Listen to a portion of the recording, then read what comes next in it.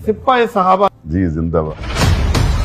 पाकिस्तान की धरती पे सिद्दीक अकबर के गुस्ताख के कानून बनेगा इंशाअल्लाह।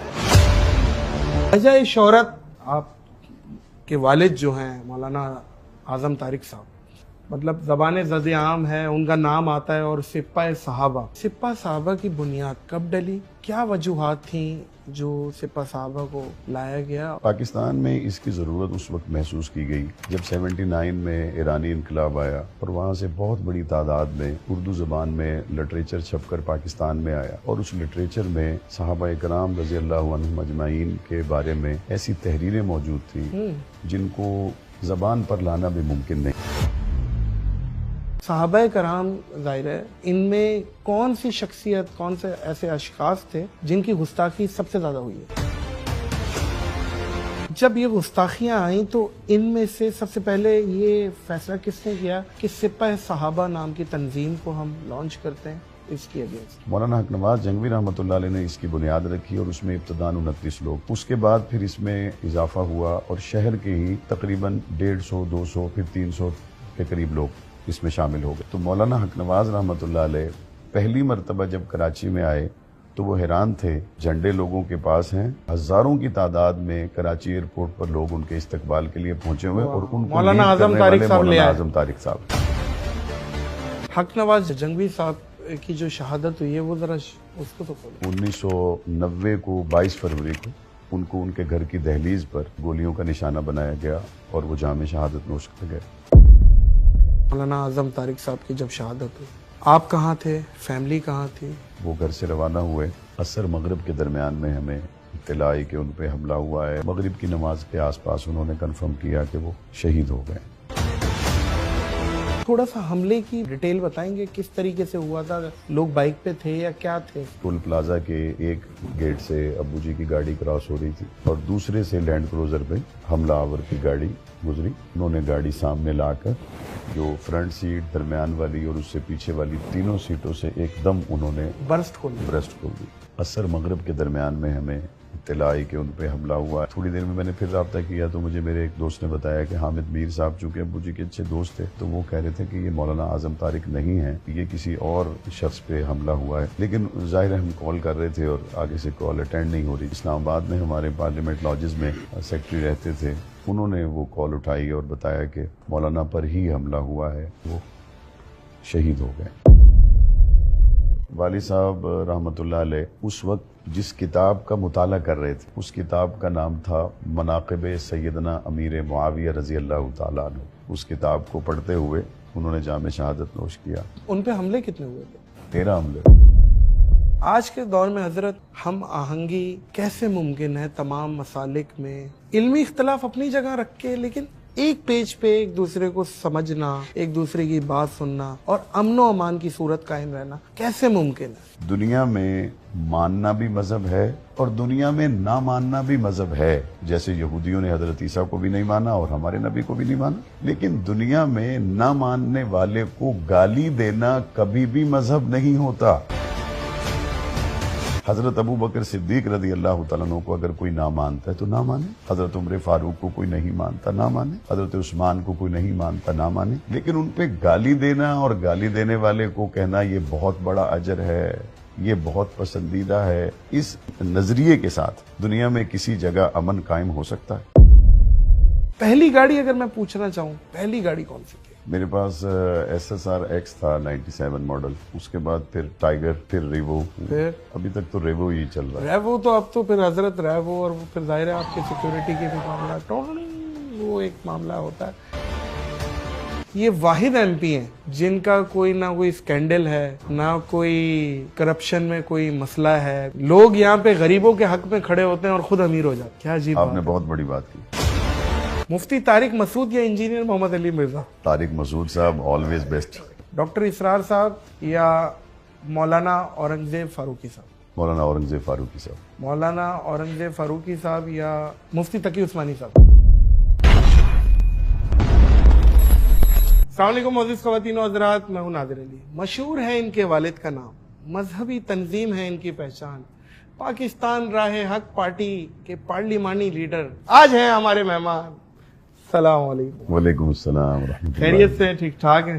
بالکل خیریت, اللہ کا شکر, الحمدللہ. سپاہ صحابہ جی زندہ باد. وجہ شہرت آپ کی جو ہے, اور ظاہر ہے آپ کے والد جو ہیں مولانا اعظم طارق صاحب, مطلب زبان زد عام ہے, ان کا نام آتا ہے, اور سپاہ صحابہ کرام کی عظمت و شان کے لیے جو آپ کھڑے ہیں, اور ہر مسلمان کو کھڑا ہونا چاہیے. یہ آپ کا نہیں, ہر مسلمان کی ڈیوٹی ہے. بالکل ایسا.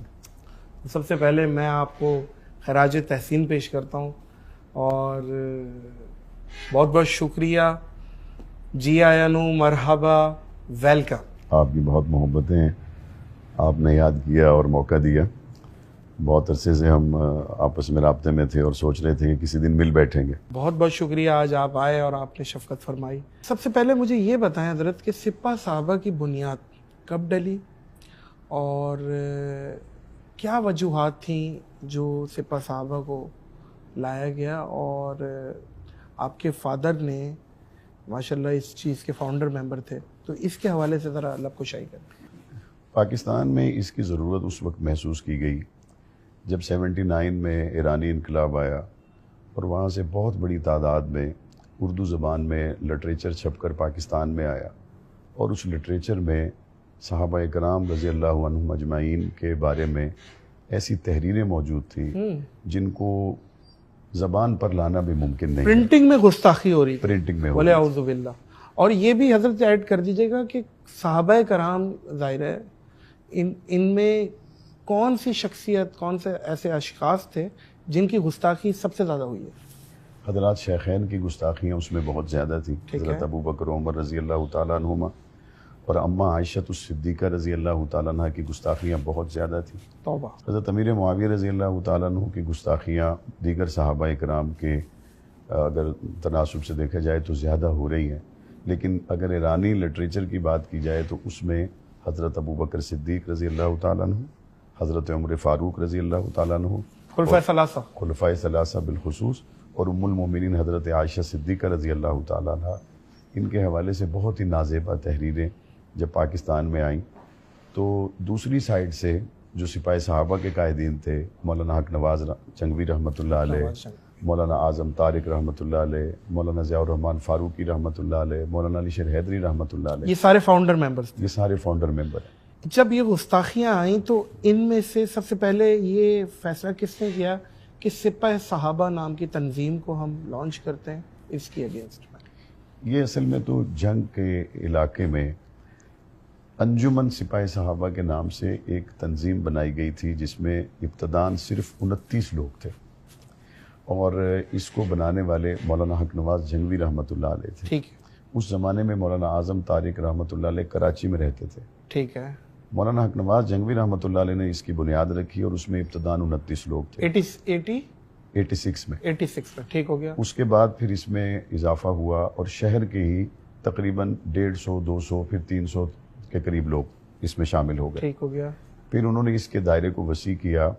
تو مولانا حق نواز رحمۃ اللہ علیہ پہلی مرتبہ جب کراچی میں آئے تو وہ حیران تھے کہ ان کی تحریک کو ان کے پہنچنے سے پہلے ایک نوجوان کراچی کے لوگوں میں آگاہی کا مرحلہ مکمل کر چکا ہے, اور جھنڈے لوگوں کے پاس ہیں, اور ان کے پورے کاز سے لوگ آگاہ ہیں, اور ہزاروں کی تعداد میں کراچی ایئرپورٹ پر لوگ ان کے استقبال کے لیے پہنچے ہوئے, اور ان کو مولانا اعظم طارق صاحب لے آئے. اعظم طارق صاحب بھائی واہ واہ واہ. تو وہ بڑے حیران ہوئے. انہوں نے پہلی مرتبہ دیکھا کہ اچھا آپ ہیں مولانا اعظم طارق.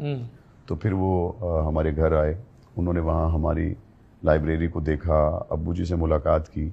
تو اسی سفر سے جب وہ واپس جھنگ میں گئے, انہوں نے وہاں اپنے ان 29 اور ان قریبی 150 200 300 جو قریب دوست تھے ان سے کہا, اگر کل اس کاز کے لیے میری قربانی ہو جاتی ہے اور مجھے راستے سے ہٹا دیا جاتا ہے تو پورے پاکستان میں میری نظر میں ایک نوجوان عالم دین ہے جو اس تحریک کو لے کر آگے چل سکتا ہے, اس کا نام مولانا اعظم طارق ہے. واہ واہ واہ.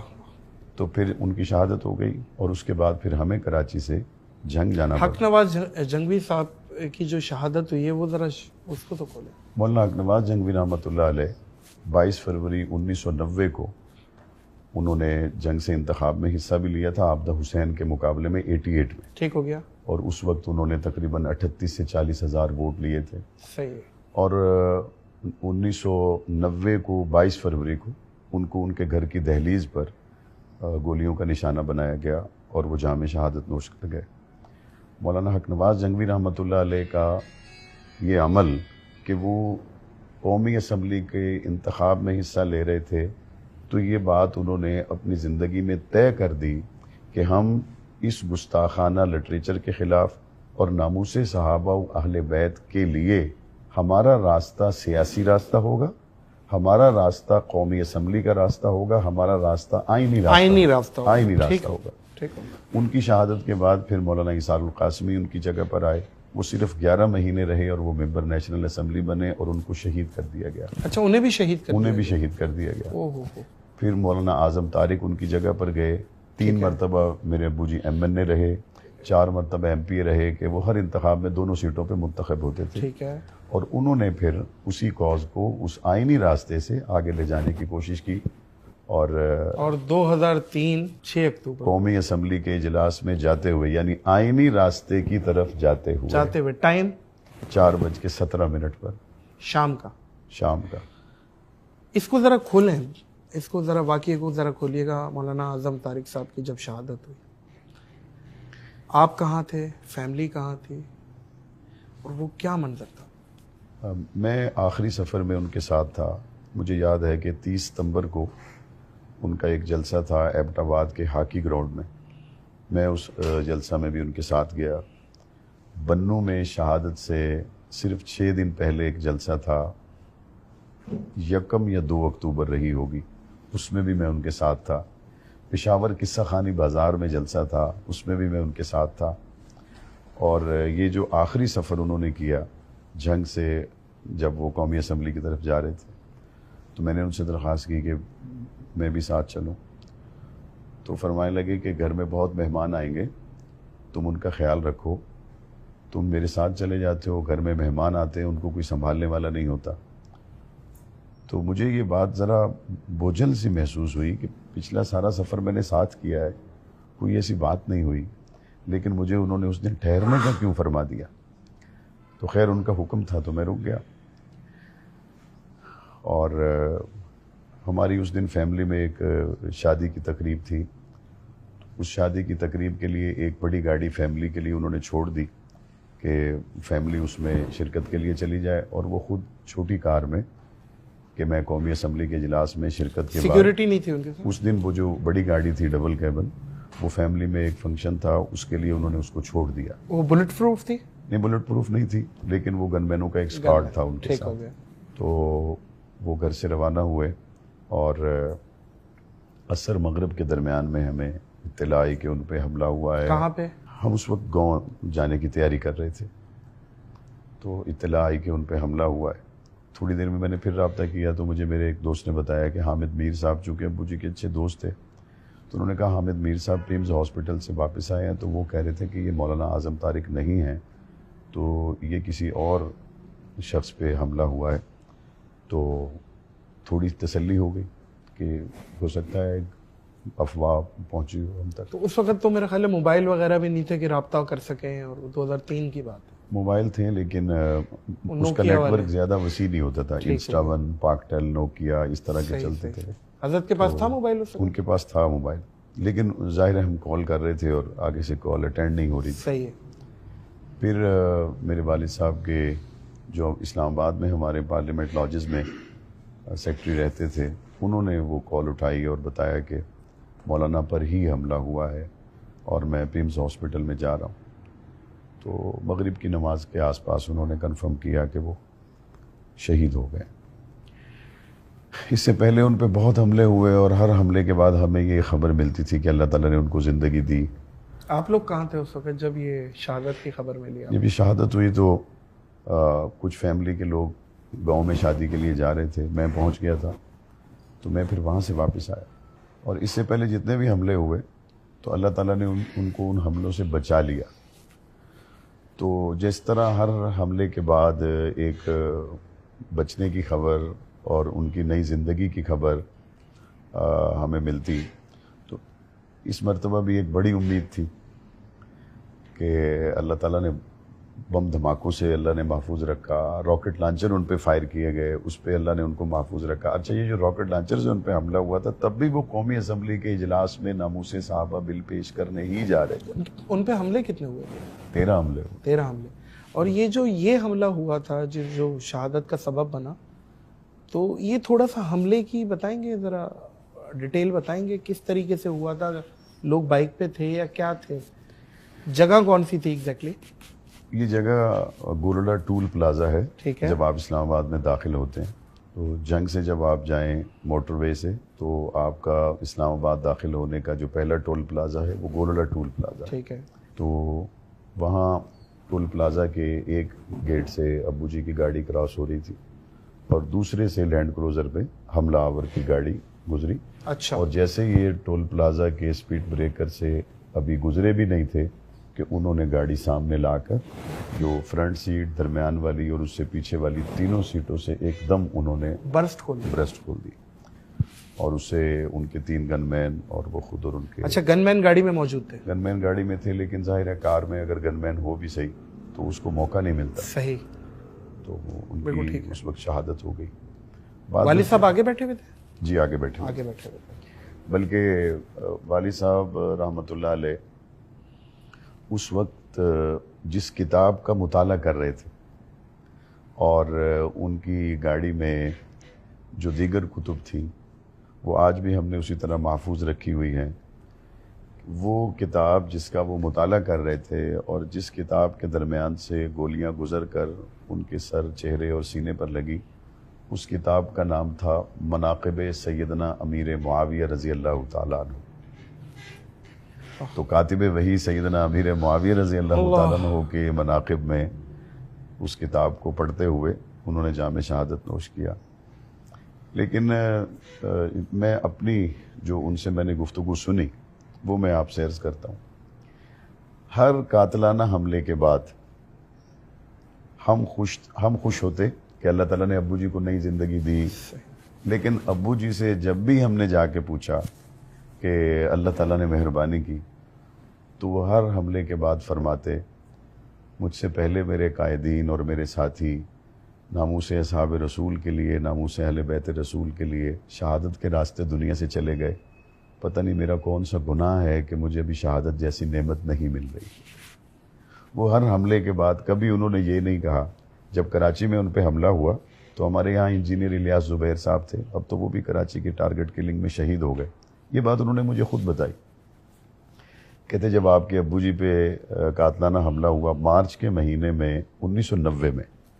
اچھا نادر بھائی, وہ ایسی عجیب صورتحال تھی, یعنی 1990 میں میری عمر صرف 7 سال, اور ایک آدمی صبح دروازے پہ دستک دیتا ہے اور کہتا ہے آپ کے ابو کدھر ہیں؟ تو میں نے کہا گھر پہ ہی ہیں. کہتا ہے ان کو بلاؤ. تو ابو جی بیٹھک پہ چلے گئے. ہم ناگن چرنگی KDA فلیٹ کے سامنے رہتے تھے, ہماری رہائش تھی یہاں چھوٹی سی. تو میں دوسرے کمرے میں چلا گیا ابو جی کو پیغام دینے. ابو جی اس کمرے میں آ کے بیٹھ گئے. تھوڑی دیر میں گولی چلنے کی آواز آئی تو میں نے صحن والے دروازے کو کھولنے کی کوشش کی, وہ اندر سے لگا ہوا تھا. میں باہر کے دروازے سے گیا. جب میں نے اندر کمرے میں داخل ہوا تو والد صاحب یوں ٹیک لگی ہوئی تھی دیوار کے ساتھ اور دونوں ان کے یوں پاؤں سیدھے تھے اور خون نکل رہا تھا. آدھی آنکھیں بند تھی, کھلی ہوئی تھی. تھوڑا میں نے سہارا دیا تو چارپائی پہ لیٹ گئے. اس وقت انجینئر الیاس زبیر صدیقی, اب تو وہ بھی شہید ہو گئے, تو انہوں نے فوراً ابو جی کو کچھ ساتھیوں کی مدد سے, صبح کا ٹائم تھا جمعے کا دن, انہوں نے ٹیکسی میں ڈالا اور ہاسپٹل لے گئے, عباسی شہید ہاسپٹل لے گئے. الیاس بھائی نے مجھے بعد میں بتایا, کہنے لگے کہ پہلے آپ کے ابو سے مجھے محبت تھی, لیکن سپاہی صحابہ کا میں باقاعدہ کارکن نہیں تھا. راستے میں آپ کے ابو جی کے ساتھ جو میری گفتگو ہوئی, اس گفتگو کے بعد میں آمادہ ہوا کہ مجھے اس تحریک کا حصہ بننا چاہیے. کہتے راستے میں مولانا کو ایک جگہ ہوش آیا تو ہم رو رہے تھے. تو مولانا نے کہا الیاس رو کیوں رہے ہو؟ تو میں نے کہا آپ کو گولی لگی ہے, پتہ نہیں آپ کی جان بچے گی نہیں بچے گی. اس حال میں انہوں نے مجھے کہا الیاس یہ تو ایک جان ہے حضور کی بیوی اور مومنوں کی ماں حضرت عائشہ صدیقہ کے لیے اعظم طارق جیسی 1000 جانیں بھی قربان ہو اللہ سکتی۔ اکبر، اللہ اکبر بھائی، واہ. تو الیاس بھائی نے پھر ایک بات یہ بتائی مجھے، اور دوسری بات انہوں نے بڑی عجیب بتائی. کہنے لگے کہ جب آپ کے والد صاحب کو میں اٹھانے کے لیے آیا اور باہر ٹیکسی کھڑی ہوئی تھی تو آپ کا بیٹھک کے اندر سے وہ کنڈی لگی ہوئی تھی، تو آپ کی والدہ دستک دیتی تھی وہاں سے اندر صحن سے اور پوچھتی تھی کہ مولانا کی طبیعت اب کیسی ہے، مولانا کی طبیعت اب کیسی ہے. جتنی دیر میں ہم نے ٹیکسی منگوائی، ان کو گاڑی میں رکھا، تو وہ دروازے کے پیچھے سے آواز کے ذریعے پوچھتی رہی اب مولانا کی طبیعت کیسی ہے، اب مولانا کی طبیعت کیسی ہے. آپ اندازہ کریں کہ ایک خاتون جس کے بچے چھوٹے ہیں، بہت بڑی بات. اس کے گھر والے کو گولی لگی ہوئی. تو الیاس بھائی نے مجھے کہا ہوش میں ہی نہ ہو بندہ. کہ یہ خاتون اپنے خاوند کے گولی لگنے پر اپنے پردے کا لحاظ کر رہی ہے اور دروازے کے اس پار نہیں آ رہی. واہ. تو یہ 2 واقعات اس نے کہا ایسے ہوا کہ مجھے یقین ہوا کہ ہمیں اس تحریک میں رہنا چاہیے. اس طرح کی زندگی تھی ان کی، جہد مسلسل. کیا بات ہے، کیا بات ہے. اللہ پاک درجات بلند کرے. آمین. اور جس کاز میں شہادت ہوئی ہے، ظاہر ہے اس کاز میں ہر مسلمان ایک ہے، ایک پیج پہ. بے شک ایسے. آج کے دور میں حضرت ہم آہنگی کیسے ممکن ہے تمام مسالک میں؟ علمی اختلاف اپنی جگہ رکھ کے، لیکن ایک پیج پہ ایک دوسرے کو سمجھنا، ایک دوسرے کی بات سننا اور امن و امان کی صورت قائم رہنا کیسے ممکن ہے؟ دیکھیں نادر بھائی، دنیا میں ایک مذہب موجود ہے جس کو عیسائی مذہب کہا جاتا ہے. ٹھیک ہے. وہ ہمارے نبی کریم صلی اللہ علیہ وسلم کو نہیں مانتے. مسلمان اور عیسائی دنیا میں رہ رہے. یہودی نہ ہمارے نبی صلی اللہ علیہ وسلم کو مانتے اور نہ عیسائی، نہ وہ حضرت عیسیٰ علیہ السلام کو مانتے. بے شک نہیں مانتے. وہ بھی دنیا میں ایک مذہب ہے اور وہ رہ رہے. لیکن دنیا میں کسی عیسائی نے آج تک یہ نہیں کہا کہ میں حضرت عیسیٰ علیہ السلام کی تعلیمات پر عمل کرتا ہوں، اس سے زیادہ ثواب مجھے اس بات سے ملتا ہے کہ میں مسلمانوں کے نبی کو برا کہتا ہوں. دنیا میں آج تک کسی یہودی نے یہ نہیں کہا کہ میں حضرت موسیٰ علیہ السلام کی تعلیمات پہ عمل کرتا ہوں، لیکن میں حضرت عیسیٰ اور حضرت محمد پیغمبر کو اگر برا بھلا کہوں معاذ اللہ تو میرے مذہب میں اس کا بہت بڑا ثواب ہے. نہیں کہا. مسلمان حضرت موسیٰ کو بھی مانتے ہیں، حضرت عیسیٰ کو بھی مانتے ہیں، اور آخری نبی محمد کریم صلی اللہ علیہ وسلم پر ایمان رکھتے صلی ہیں. اللہ علیہ. حضور خاتم الانبیاء ہیں، خاتم المعصومین ہیں، خاتم الرسل ہیں. بے شک. حضور کے بعد جبرائیل علیہ السلام کسی انسان پر وحی لے کر نازل نہیں ہو سکتے. بے شک. یہ امت مسلمہ کا مسلمہ متفقہ عقیدہ ہے. قطعی عقیدہ ہے. قطعی بے عقیدہ. شک. اب میں آپ سے جو بات عرض کرنا چاہ رہا ہوں وہ یہ ہے، دنیا میں ماننا بھی مذہب ہے، جیسے ہم نے حضرت عیسیٰ کو بھی مانا، حضرت موسیٰ کو بھی مانا، اور دنیا میں نہ ماننا بھی مذہب ہے، جیسے یہودیوں نے حضرت عیسیٰ کو بھی نہیں مانا اور ہمارے نبی کو بھی نہیں مانا. لیکن دنیا میں نہ ماننے والے کو گالی دینا کبھی بھی مذہب نہیں ہوتا. حضرت ابو بکر صدیق رضی اللہ تعالیٰ عنہ کو اگر کوئی نہ مانتا ہے تو نہ مانے. حضرت عمر فاروق کو کوئی نہیں مانتا، نہ مانے. حضرت عثمان کو کوئی نہیں مانتا، نہ مانے. لیکن ان پہ گالی دینا اور گالی دینے والے کو کہنا یہ بہت بڑا اجر ہے، یہ بہت پسندیدہ ہے، بھلا اس نظریے کے ساتھ دنیا میں کسی جگہ امن قائم ہو سکتا ہے؟ بہت صاف بات ہے، اہل سنت والجماعت کے جو مقدسات ہیں یہ امت کے مقدسات ہیں.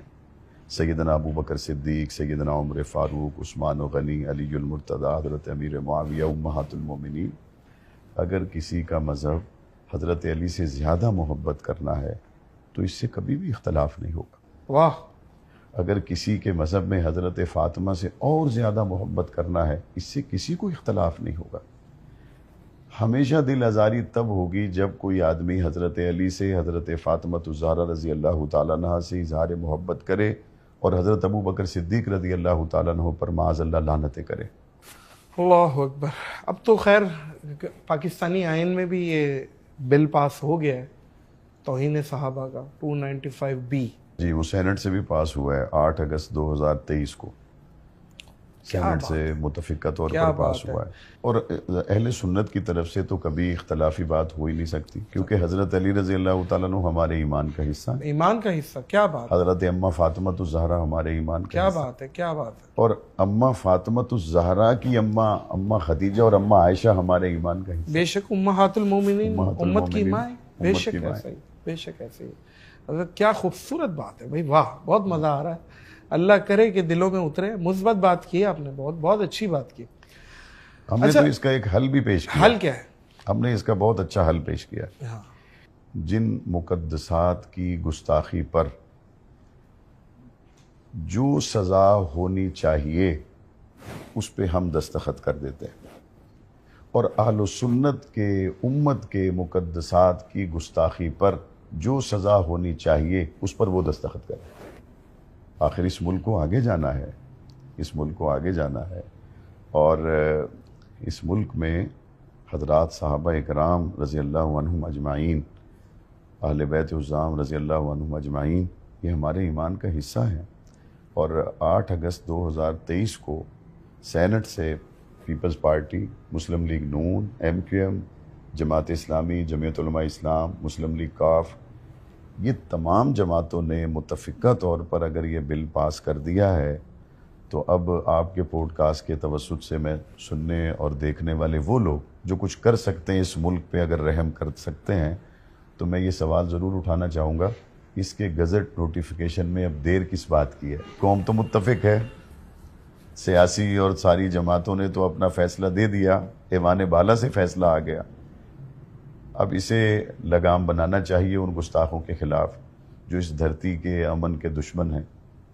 آپ کی شخصیت میں والد صاحب کی کون سی ایسی خوبی جو آپ سمجھتے ہیں کہ یہ آئی ہے، جو میں نے والد صاحب سے لی ہے؟ میں یہ سمجھتا ہوں کہ میں نے ان کو اپنے جھنگ کے لوگوں کے ساتھ جو محبت کرتے دیکھا، اور اس تحریک کے ایک عام کارکن کے ساتھ جو ان کی محبت کو میں نے دیکھا، تو میں اپنے لیے یہ سعادت سمجھوں گا اگر اس کے کسی ایک آخری درجے میں بھی میں اس کو ادا کر سکوں. انہوں نے جنگ کے لوگوں کے ساتھ جو محبت کی اور اس تحریک کے ایک عام کارکن کے ساتھ جو ان کی محبت تھی، اس کی داستانیں بکھری ہوئی ہیں. یعنی آپ اس کا اس بات سے اندازہ کریں، جیل میں 4000 سے زیادہ خط لوگوں نے ان کو لکھے اور انہوں نے ہر خط کا جواب دیا. مجھے پاکستان میں وہ لوگ بھی ملتے ہیں جو اس وقت 6 7ویں کلاس کے اسٹوڈنٹ تھے. وہ مجھے کہتے ہیں ہم نے یہ چھوٹا سا خط آپ کے والد صاحب کو جیل کے ایڈریس پہ لکھا تھا، یہ ہمارا بھی جواب آیا ہوا. اتنا خیال رکھتے تھے وہ. اور جنگ کے لوگوں نے بھی پھر ان سے محبت کی انتہا کی کہ 2002 کا انتخاب انہوں نے جیل میں بیٹھ کر جیتا اور 10,000 کی لیڈ سے وہ قومی اسمبلی کے ممبر بن گئے، اور 13 مہینے سے اس وقت وہ جیل میں تھے. تو میرے لیے یہ سعادت ہوگی کہ میں اپنے جنگ کے لوگوں کے لیے اور اس تحریک سے، اس نظریے سے جو کہ حقیقت میں نظریہ پاکستان ہے، اس سے محبت کرنے والے لوگوں کی میں قدر کر سکوں. کیا بات ہے، کیا بات. مولانا اعظم طارق صاحب، ان کی شخصیت کے بارے میں بتائیں، کیونکہ آپ ان کے بیٹے ہیں. کتنے آپ کے بہن بھائی گھر میں کتنے تھے، اور وہ بحیثیت والد صاحب کیسے تھے گھر میں، اور فرینڈلی تھے یا ایک تھوڑا سا مطلب اسپیس رکھتے تھے اور آپ لوگ ڈرتے تھے کہ ابا آ گئے؟ اور مطلب آپ ایک وہ جو ایک جیسے خاص طور پہ میرے والد صاحب کو بھی آپ جانتے ہیں، ہمارے یہاں ایک ہے ان کا کہ وہ جگہ نہیں دیکھتے ڈانٹ دیتے ہیں. تو والد صاحب کیسی عادت کے تھے؟ والد صاحب رحمۃ اللہ علیہ کو ظاہر ہے میں بہن بھائیوں میں بڑا ہوں. ہم 7 بہن بھائی ہیں. 7 بہن بھائی؟ جی، ہم 3 بھائی ہیں اور 4 بہنیں. جتنا قریب سے مجھے دیکھنے کا موقع ملا، باقی بہن بھائی مجھ سے چھوٹے ہیں تو اتنا قریب سے شاید وہ نہیں دیکھ سکے. 80s میں ہم کراچی میں تھے اور انہوں نے جامعہ علوم الاسلامیہ بنوری ٹاؤن کراچی سے دورہ حدیث کیا تھا. اس کے بعد پھر ہم کراچی میں ہی تھے، ناگن چرنگی، بفر زون. اور یہ 87-88 کی بات ہوگی جب میں نورانی قاعدہ اپنے ابو جی سے پڑھتا تھا، اور 30واں سپارہ بھی میں نے ابو جی سے ہی کچھ حفظ کیا. تو ایک استاد جب کلاس میں پڑھا رہا ہے اور آپ نے سبق بھی سنانا ہے، اور اگر سبق صحیح یاد نہیں ہے تو تھوڑی سی سزا بھی ملے گی اور دوبارہ پھر اسے یاد کر کے آپ کو سنانا ہے. تو استاد کی 5-6 سال کی عمر میں جو استاد اور شاگرد کی وجہ سے ہمارا ایک تعلق قائم ہوا, اس کی وجہ سے بہرحال ایک تھوڑا سا ادب احترام کا ایک گیپ تو بہرحال تھا, اور یہ گیپ رہا پھر 2000 تک رہا. پھر جب میں ذرا ایج میں بڑا ہو گیا تو بعض باتوں میں پھر میں مشورہ دیتا تھا, بات کرتے تھے, تو ذرا ہم تھوڑا کلوز ہو گئے. لیکن اس سے پہلے تھوڑا سا فاصلہ رہا, چونکہ میں نے ان سے پڑھا تھا اس وجہ سے بھی, اور شاید ایک دوسری وجہ یہ بھی تھی کہ میں نے ان کو اپنے استاد کی حیثیت سے بھی دیکھا اور اپنے قائد کی حیثیت سے بھی دیکھا. جس تحریک کے ساتھ وہ اپنی زندگی اور موت کے فاصلے برابر کیے ہوئے اور چل رہے تھے, اور شب و روز میں ان کو ایک کارکن کی طرح دیکھتا تھا, اور میں اپنے لیے اس طور پر اپنے آپ کو سعادت مند سمجھتا تھا کہ میں نے اگر ان سے مصافحہ کیا تو میرے اندر ایک خوشی تو تھی کہ میں نے اپنے والد صاحب سے ملاقات کی, لیکن ایک کارکن کے طور پہ اپنے لیڈر سے ملنے کی جو خوشی ہوتی ہے, میں اس احساس کو بھی اپنے اندر محسوس کرتا تھا, کیونکہ مجھے اندازہ تھا وہ کیا کر رہے ہیں اور اس کاز کے ساتھ ان کی کمٹمنٹ کیا ہے. گھر میں کیسی طبیعت تھی ان کی؟ جتنا مجھے یاد ہے, شاید یہ بات بہت سے لوگوں کو سمجھ نہ آئے, میں نے ان کو گھر کی زندگی میں اور باہر کی زندگی میں ایک فکر مند عالم دین کے طور پر دیکھا. اچھا. جس میں بہت ذہن پر میں زور بھی دوں تو چند باتیں ہوں گی جس میں میں نے ان کو دیکھا ہو کہ وہ بہت ہی ایک فرینک موڈ میں ہیں اور بہت اچھی ایک نارمل بات چیت ہو رہی ہے. ادروائز زیادہ میں نے ان کو تفکرات میں دیکھا, اور پھر ویسے بھی یعنی اس طور پر بھی دیکھا کہ میں نے زیادہ تو ان کو زخمی دیکھا.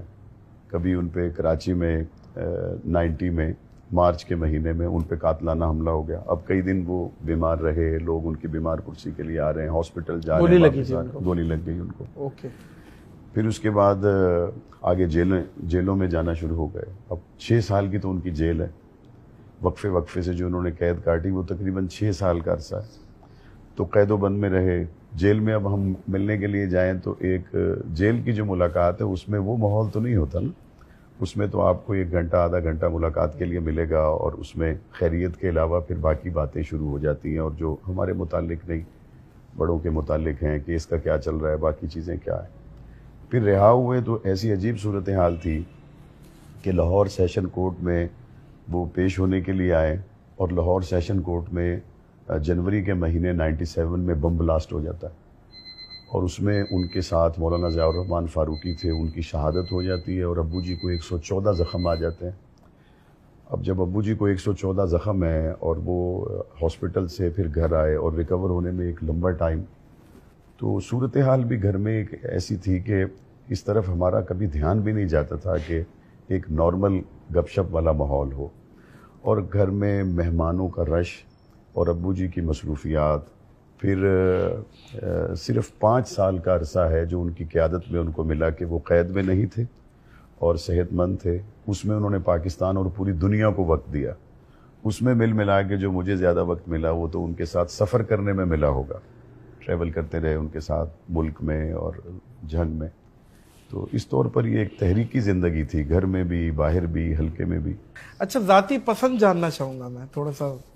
پوڈ کاسٹ ذرا سنجیدگی کی طرف کچھ زیادہ ہی چلی گئی ہے, تھوڑا سا آپ کی طرف آتے ہیں, اور آپ کی ظاہر پسند علماء کرام سے شروع کرتے ہیں. اے ہے کیا بات ہے. مفتی طارق مسعود یا انجینئر محمد علی مرزا؟ طارق مسعود صاحب آلویز بیسٹ. کیا بات ہے. مفتی طارق مسعود یا ڈاکٹر اسرار صاحب؟ ڈاکٹر اسرار صاحب. ڈاکٹر اسرار صاحب یا مولانا اسحاق صاحب؟ مولانا اسحاق مدنی فیصلہ آباد. ڈاکٹر اسرار صاحب. ڈاکٹر اسرار صاحب یا مولانا اورنگزیب فاروقی صاحب؟ مولانا اورنگزیب فاروقی صاحب. مولانا اورنگزیب فاروقی صاحب یا ڈاکٹر ذاکر نائک صاحب؟ مولانا اورنگزیب فاروقی صاحب. مولانا صاحب یا مفتی محمد نعیم صاحب جو مرحوم ہو گئے؟ مفتی نعیم صاحب مولانا اورنگزیب فاروقی صاحب کے اساتذہ میں ہیں, تو میں سمجھتا ہوں کہ مفتی نعیم صاحب کا ہی فیض تو ہے جو مولانا اورنگزیب فاروقی میں نظر آ رہا ہے. تو ان میں سے ایک لے کے چلنا ہے, پھر آگے چلیں گے پھر انشاءاللہ. ہمارے بزرگ ہیں مفتی نعیم صاحب. مفتی نعیم صاحب یا مفتی تقی عثمانی صاحب؟ مفتی تقی عثمانی صاحب. مفتی تقی عثمانی صاحب یا مولانا طارق جمیل صاحب؟ مفتی تقی عثمانی صاحب. مفتی تقی عثمانی صاحب یا اللہ آپ کا بھلا کرے وہ پھر مناسب نہیں ہوگا. مفتی تقی عثمانی پہ ہم ختم کریں گے. ٹھیک ہو گیا, زبانیں بند ہو جائیں گی مفتی تقی عثمانی پہ. اور حضرت کھانے میں کیا پسند کرتے ہیں؟ بریانی یا پلاؤ؟ پلاؤ. پلاؤ یا نہاری؟ پلاؤ. پلاؤ یا حلیم؟ پلاؤ. اتفاق سے پلاؤ ہی بلایا ہوا آپ نے. پلاؤ یا کڑھائی؟ کڑھائی چکن میں ہو تو ٹھیک ہے. اچھا, یعنی دیسی میں ہو. دیسی مرغی. میں نے یہی کہا میں کہ چکن کی طرف کہاں چلے گا. ٹھیک ہے, چکن دیسی مرغی کی کڑھائی یا ہانڈی؟ دیسی کی. کڑھائی دیسی یا چپلی کباب؟ کڑھائی. کڑھائی یا چرگا؟ کبھی کبھی چرگا. مطلب کبھی کبھی چرگا سے چرگا رکھ لیتے ہم. چرگا یا تکا؟ تکا. تکا یا مندی؟ مندی تو مندی ہے. مندی تو مندی ہے, اور مندی پہ روکوں گا میں. اچھا جی, یو کے یا یو ایس اے؟ یو کے کر لیں. یو کے یا سری لنکا؟ یو کے. یو کے یا بنگلہ دیش؟ بنگلہ دیش. بنگلہ دیش یا یو اے ای؟ بنگلہ دیش. بنگلہ دیش یا قطر؟ قطر. قطر یا ملیشیا؟ ملیشیا. ملیشیا یا ترکی؟ ترکی. ترکی یا ایجپٹ مصر؟ ترکی. ترکی یا جارڈن؟ ترکی. ترکی یا سعودی عربیہ؟ آئے سعودی عربیہ. بے شک حرمین, جہاں پہ حرمین شریفین موجود ہے وہاں پہ تو پھر حرم تو حرم ہے جی. پہلی گاڑی اگر میں پوچھنا چاہوں جو ذاتی طور پہ آپ نے لی ہو یا چلائی ہو, پہلی گاڑی کون سی تھی؟ میرے پاس ایس ایس آر ایکس تھا 97 ماڈل. ٹھیک ہے, اور اس کے بعد؟ اس کے بعد پھر ٹائیگر, پھر ریوو. ریوو, پھر ابھی تک تو ریوو ہی چل رہا ہے. ریوو تو اب تو پھر حضرت ریوو, اور پھر ظاہر ہے آپ کے سیکیورٹی کے بھی معاملہ, وہ ایک معاملہ ہوتا ہے. پورشے یا Range Rover? Range Rover. Range Rover یا Lexus? Range Rover. Range Rover یا اکارٹ؟ Range Rover. رینج روور یا Bentley? Range Rover. Range Rover یا Nissan Patrol? Range Rover. Range Rover یا B M W? B M W. B M W یا Mercedes? Mercedes. Mercedes یا Audi? Mercedes. Mercedes یا Mustang? Mercedes. Mercedes یا Bugatti? Bugatti کہتے ہیں آپ, Bugatti کہتے ہیں. دنیا میں اس سے بڑی گاڑی کوئی نہیں. آپ کی چاہت پہ کر لیتے. بگاٹی. کیا بات ہے, کیا بات ہے حضرت, باہو بہار شخصیت. بڑا مزہ آ رہا ہے آپ سے بات کر کے. اور معزز خواتین و حضرات, تعریف وقت پہ ہونی چاہیے, برائی 5 منٹ پہلے انسان کو کر دینی چاہیے کسی کی اگر ہو تو. جو تعریف ہے تو وقت پہ ہے. یہ واحد ایم پی ہیں جن کا کوئی نہ کوئی اسکینڈل ہے, نہ کوئی کرپشن میں کوئی مسئلہ ہے, کوئی گھپلا ہے, اور نہ کوئی بڑے بڑے بنگلے ہیں, نہ کوئی بہت کوئی ایسی پراپرٹیز ہے یا کوئی ایسی چیز ہے. تو یہ ظاہر ہے یہ چیز قابل تعریف ہے. لوگ یہاں پہ غریبوں کے حق میں کھڑے ہوتے ہیں اور خود امیر ہو جاتے ہیں. کمال. کیا عجیب آپ نے بہت بڑی بات کی. لیکن یہ آپ ماشاءاللہ جو زہد کی بات اگر آپ کریں گے پھر مولا علی کی, تو وہ پھر نظر آنی چاہیے کہ بھئی سامنے خود بھی امپلیمنٹ ہونی چاہیے. تو یہ پیسہ کیا اچھا نہیں لگتا؟ نادر بھائی, ہر کسی کو ہی دنیا میں فقیر سے لے کے بادشاہ سب کی ضرورت ہے. ضرورت بھی ہے, اور انسانی مزاج میں بھی یہ ہوتا ہے کہ اچھا گھر, اچھی گاڑی, اچھا رہنا. یہ جو باتیں آپ نے میری طرف منسوب کی, اصل میں میں یہ سمجھتا ہوں کہ یہ وہ سبق ہے جو میں نے مولانا اعظم طارق شہید رحمۃ اللہ علیہ سے پڑھے ہیں. میں ایک دفعہ جیل میں ان سے ملنے کے لیے گیا, اور میں نے ان سے یہ کہا کہ جس گھر میں ہم رہتے ہیں وہ چھوٹا سا گھر ہے, تو بعض دوست یہ مشورہ دے رہے ہیں کہ ہم اس گھر کو خرید لیں.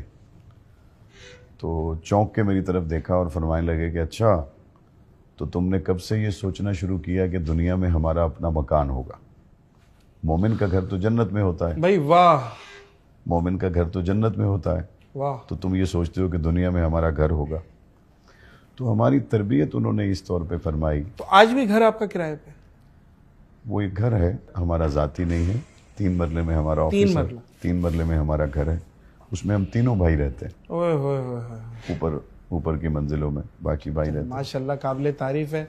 आए बंठन के शहरे खमोशा में वो कब्र देखी जो मेरी तो कहने लगे, आज इतनी तो इसकी तरक्की हुई, एक बेघर ने अच्छा सा घर ले लिया। अल्लाह अकबर। बहुत अच्छा लगा अल्लाह। हज़रत, और आपकी सारी अच्छी चीज़ों में हम आपके साथ हैं, और उम्मीद करते हैं अल्लाह पाक इत्तेहाद उम्मत कराए। आमीन आमीन। आपने कुछ कहना इत्तेहाद की बात की, तो अभी थोड़ी देर पहले जो हमारी गुफ्तगू हो रही थी, मैं चाहता हूँ कि वो हमारे सुनने वालों की नज़र हो जाए। हुजूर नबी करीम सल्लल्लाहु अलैहि वसल्लम के बाद उम्मत का सबसे पहला जो इत्तेहाद हुआ है वो सैयदना अबू बकर सिद्दीक रज़ी अल्लाह तआला अन्हु की खिलाफत पे हुआ है। भाई वाह, सकीफा बनी सैदा, वाह, इजमाए सहाबा। जी, अब आप उसमें देखें, उसमें हज़रत मिक़दाद भी आ गए, अबू ज़र भी आ गए, सलमान भी आ गए, हसन भी आ गए, हुसैन भी आ गए। आज सुबह मैं एक जगह बयान कर रहा था, हज़रत उमर रज़ी अल्लाह तआला अन्हु ने ख्वाहिश का इजहार किया कि मैं चाहता हूँ कि इस्लामी सरहदों पर लड़ने वाली फ़ौजों के साथ जाकर मैं भी इस्लाम के लिए तलवार उठाऊँ। तो हज़रत अली करमल्लाहु वजहू ने मशवरा दिया, आप ना जाइए, आप उस चक्की की किल्ली हैं, जब तक कायम है ये इस्लाम यूं ही फैलता रहेगा। तो क्या बात है, क्या अच्छी बात। इसलिए इत्तेहाद की पहली अलामत बुनियाद उम्मत सैयदना अबू बकर सिद्दीक। बेशक बेशक। इसमें हजरत आपने बहुत असहाब का नाम लिया, इसमें मौला अली का भी डालते हैं। सुभान अल्लाह, सुभान अल्लाह, सुभान अल्लाह। कि क्या बात है भाई, मौला अली की, मन कुन्तु मौला फहाजा अली उन मौला, क्या मौला अली की फजीलत है। जब एक मौके पर एक रिवायत में अम्मा फातिमतुज़ ज़हरा रज़ी अल्लाह तआला अन्हा का जनाजा हज़रत अबू बकर सिद्दीक रज़ी अल्लाह तआला अन्हु ने दरख्वास्त की हज़रत अली से कि आप जनाजा पढ़ाएं, बेटी नबी की है, माँ हसन हुसैन की है। तो हज़रत अली रज़ी अल्लाह तआला अन्हु ने फरमाया, जिस जमात में अबू बकर मौजूद हो, मुस्तफ़ा करीम ने फरमाया उस जमात में किसी के लिए जायज़ नहीं कि इमामत के मुसल्ले पे आ जाए। क्या बात है भाई, वाह, इस दर्जा एहतराम, वाह, इस दर्जा एहतराम। क्या बात। और आखिरी बात तो ये है इस सिलसिले की कि हज़रत फ़ातिमतुज़ ज़हरा रज़ी अल्लाह तआला अन्हा के बतन अक़दस से पैदा होने वाली बेटी हज़रत उम्मे कुलसूम, हज़रत अली रज़ी अल्लाह तआला अन्हु ने उनकी निस्बत जनाब उमर इब्न ख़त्ताब से कर दी। अब पीछे कोई चीज़ बाकी रह गई है जिसको मज़ीद कुरेदा जाए, देखा जाए, ये समझने के लिए कि कितना करीब थे। ये तो 2 उंगलियों से भी ज़्यादा करीब थे। अल्लाह आपको बेहतरीन जज़ाए खैर दे हज़रत, बहुत बहुत शुक्रिया। अल्लाह पाक आपको इस्तिकामत दीन दे, और जो मिशन आप लेके चल रहे हैं उसके लिए हमारी बहुत दुआएं। अल्लाह पाक आपको ज़वाल नेमत से बचाए। आमीन आमीन। अल्लाह हम सबको निफाक एतकादी से महफूज करे, आमीन। और अल्लाह पाक आखिर में बस राज़ी हो जाए। आमीन आमीन। मौजूद ख़वातीन और हज़रात, इस पॉडकास्ट को यहीं इख्तिताम करेंगे, इस दुआ, इस यकीन, इस अपनेपन के साथ कि अपना और दूसरों का बहुत ख्याल रखिएगा। मुझे और मौलाना माविया साहब को दीजिए इजाज़त। अल्लाह हाफ़िज़ नासिर।